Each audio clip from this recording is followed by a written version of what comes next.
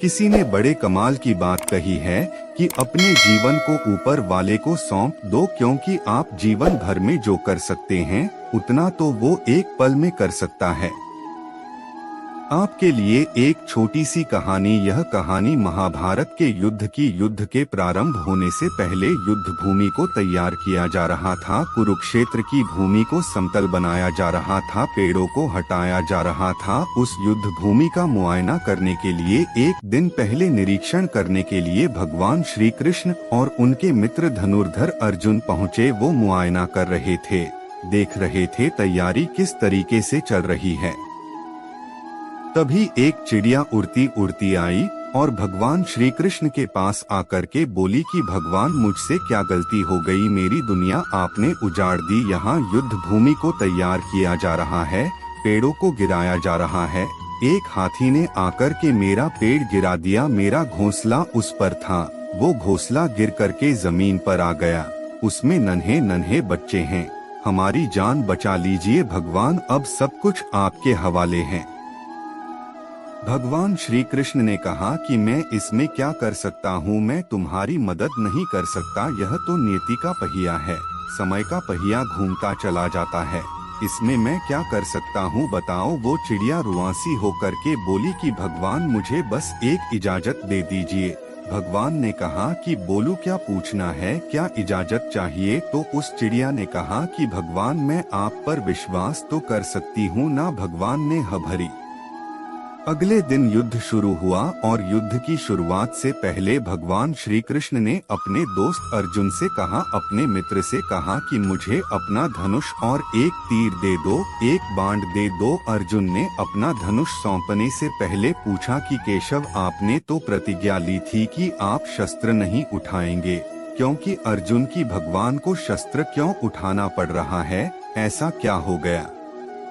तो भगवान श्री कृष्ण ने कहा कि उस सामने हाथी देख रहे हो, उस हाथी ने उस चिड़िया का घोंसला गिराया, उस पेड़ को नष्ट कर दिया जिस पर उस चिड़िया का घोंसला था, मुझे कुछ तो करना पड़ेगा। अर्जुन समझ गया भगवान श्री कृष्ण ने वो धनुष लिया है, एक तीर छोड़ा, लेकिन ये क्या, वो तीर जा करके हाथी को लगा ही नहीं, उसके गले में घंटी लटकी थी, उस पर जाकर के लगा और वो घंटी नीचे जमीन पर गिर गई। अर्जुन हंसने लगा और कहने लगा कि माधव, आपसे नहीं हो पाया, मुझे मौका दीजिए, 1 मिनट, मैं उस हाथी को नष्ट कर दूंगा, खत्म कर दूंगा।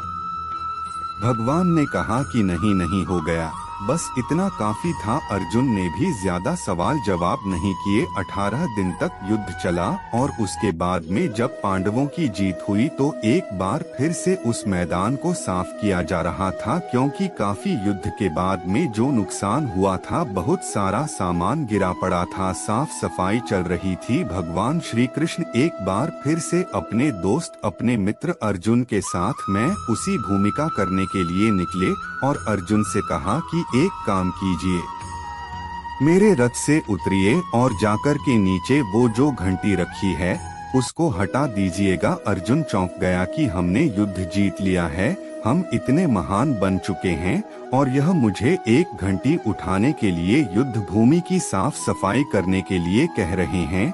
लेकिन जानता था भगवान है, कुछ भी कह सकते हैं। रथ से नीचे उतरा, जाकर के उस घंटी को उठाया, साइड किया और जैसे ही उस घंटी को उठाया वैसे ही उसके नीचे से नन्हे नन्हे बच्चे चिड़िया के फड़फड़ाते हुए उड़ान भर ली, उन्होंने उड़ गए। अर्जुन की आंखें नम हो गईं। उस घंटी के नीचे था वो घोंसला उस चिड़िया का जो मदद मांगने आई थी। 18 दिन के युद्ध में वो चिड़िया और उसके बच्चे सुरक्षित रहें, क्योंकि घंटी वहां पर उनका सुरक्षा कवच बनकर आ चुकी थी। चिड़िया ने शुरुआत में सिर्फ ये कहा था कि क्या भगवान, मैं आप पर विश्वास तो कर सकती हो ना, और भगवान ने ह भरी थी।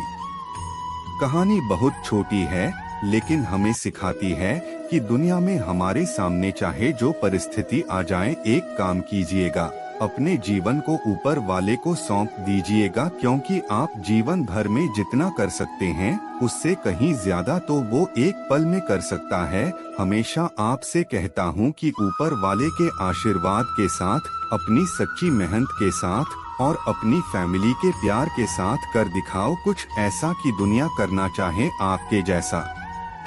अगर आपको यह वीडियो अच्छी लगी हो तो इसे फेसबुक पर जरूर शेयर करें और लाइक करें। इसी तरह के हमारे नए वीडियो देखने के लिए चैनल को सब्सक्राइब करें, घंटी दबाएं।